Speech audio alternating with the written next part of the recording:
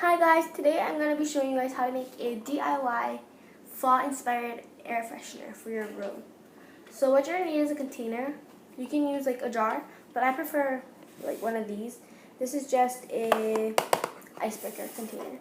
I like these because if you open one side, you can get a little less aroma or smell, but if you open the other side, you can get more smell. So what you're going to need is baking soda.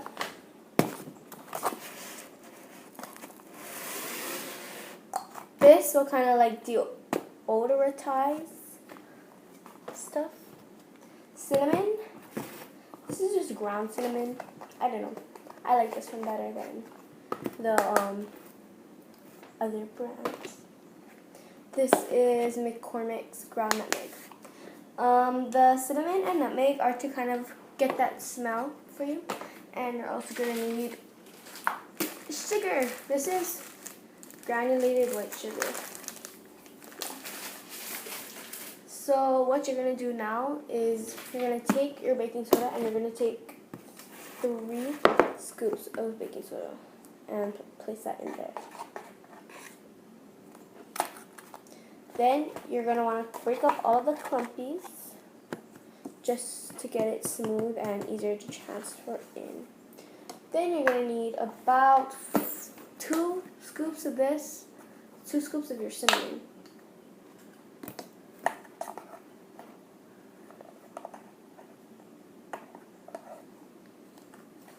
And then you're going to kind of want to mix it up until you get like a lightish brown color.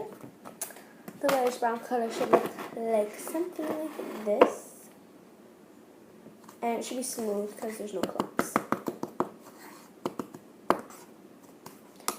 Then you're going to need to add some of your nutmeg, or if you don't like nutmeg, you can use pumpkin pie spice, but personally I like nutmeg better, which is kind of weird because nutmeg's a really weird scent. You're going to need just about 3 of these. Okay, 3 tablespoonfuls of it, and you're going to add it to your little mixture. You're going to mix it up. It smells really good. To get a fresh, clean scent. Then what you're going to do is you're just going to take the big side of your thing. Not unless you're using a jar, then that'll be a little easier, but I'm using one of these. And you're just going to, over the bowl, spoon it in. And you're going to kind of tap it back a little bit, like, whoops. Try not to drop it, because then the bottom is going to get all dirty or all smelly.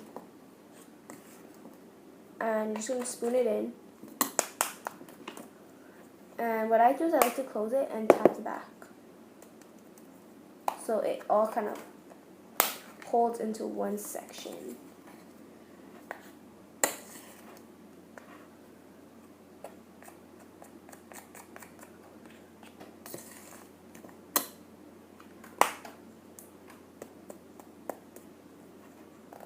And then you're going to continue to do this until it's completely full. Most of the time, this makes about 1.5 batches or about a full jar. So that's why both the jar and the little container has perks to it, but honestly, I prefer this container. Then you're going to dust it off and kind of